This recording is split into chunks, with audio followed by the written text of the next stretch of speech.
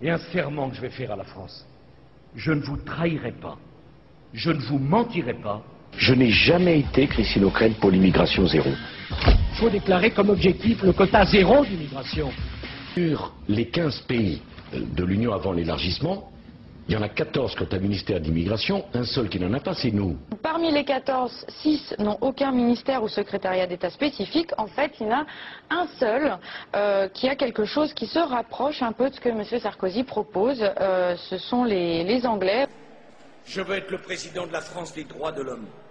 Je n'accepte pas le sort que l'on fait aux dissidents dans de nombreux pays. Je n'accepte pas la répression contre les journalistes que l'on assassine ou que l'on veut bâillonner. Le silence est complice. Je ne veux être complice. Al-Assad est accueilli en bas des marches. À travers le monde. Tous ceux qui ont fait l'expérience de renoncer à la défense des droits de l'homme au bénéfice de contrats n'ont pas eu les contrats et ont perdu sur le terrain des valeurs. La guerre en Afghanistan divise la classe politique. À l'Assemblée nationale, François Fillon annonce un renfort de quelques centaines de soldats français. La gauche parle d'alignement sur les États-Unis. Souvenez-vous, pendant la campagne présidentielle, ce que disait le candidat Nicolas Sarkozy. Est-ce que vous pensez que les troupes françaises ont toujours leur place en Afghanistan ou il faut à terme envisager un départ? Les troupes françaises à cet endroit du monde ne me semblent pas décisives. Mais même s'il faut poursuivre, je dirais, une présence pour empêcher les talibans de revenir au pouvoir? Je vous ai dit quelle était ma réponse. Sur les remboursements des frais dentaires, des lunettes. Allez-y. Bon, les remboursements pour les lunettes et les prothèses.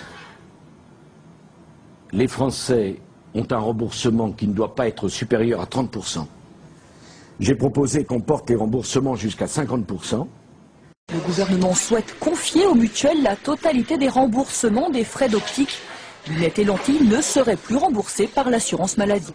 Si vous transférez les dépenses qui étaient auparavant remboursées par l'assurance maladie, si vous les transférez sur les complémentaires santé, ce sont des charges nouvelles, donc il faut des augmentations de cotisation. Après l'optique, les frais dentaires pourraient également subir un désengagement de la sécurité sociale.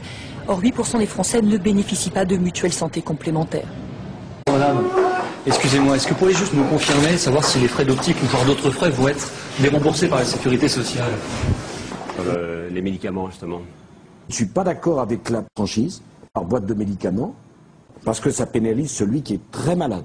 Sur chaque recours au système de santé, une participation forfaitaire de 50 centimes par boîte de médicaments, de 50 centimes sur les actes paramédicaux et de 2 € sur les transports sanitaires. Deuxième question, y aura-t-il une médecine à 2 vitesses? Ma réponse, c'est non. Alors restera 2 problèmes quand même. Le problème de l'hôpital. On ne pourra pas laisser ouverts tous les hôpitaux de France. Comme ici, dans l'Essonne.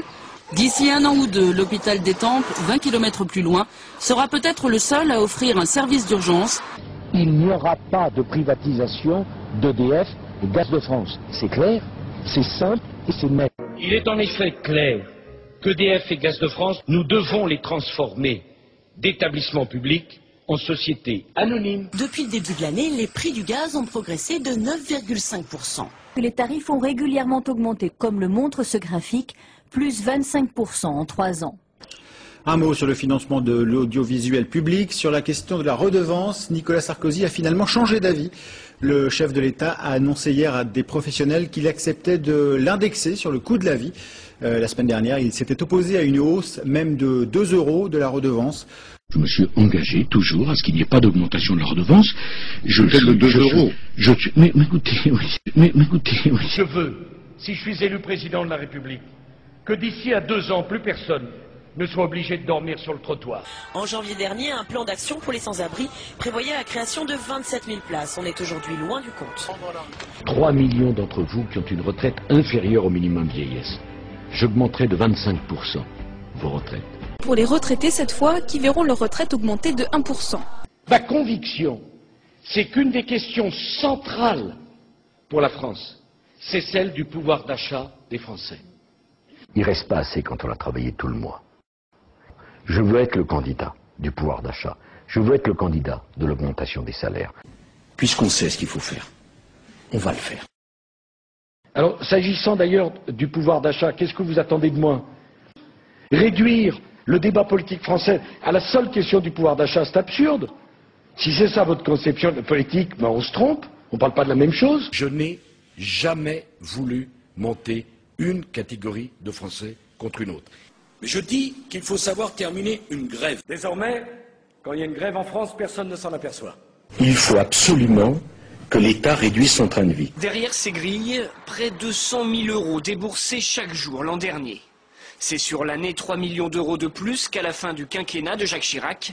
L'Élysée a donc demandé au ministère de la Défense de renouveler la flotte présidentielle pour acheter d'ici 2012 les bijoux de Dassault Aviation, 4 Falcon 2000, 2 Falcon 7X, ainsi qu'un Airbus A330, comme Angela Merkel, précise l'Élysée.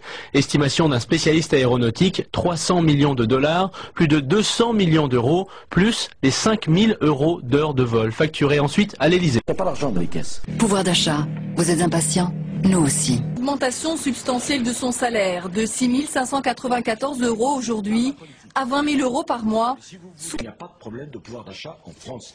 Cette campagne coûtera un peu plus de 4 millions d'euros. Rachida Dati, elle est critiquée sur la gestion de son budget de frais de réception. Pour l'année 2007, une rallonge de 100 000 € a déjà été versée et que pour 2008, les 2/3 du budget ont été dépensés alors qu'on n'est que fin mars. Il faut absolument que l'État réduise son train de vie.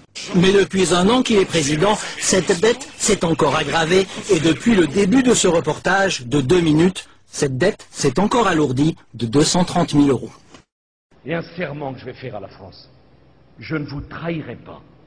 Je ne vous mentirai pas. C'est absurde. Ne tenez pas vos promesses. La droite trébuchera peut-être. On vous le remet. La droite trébuchera.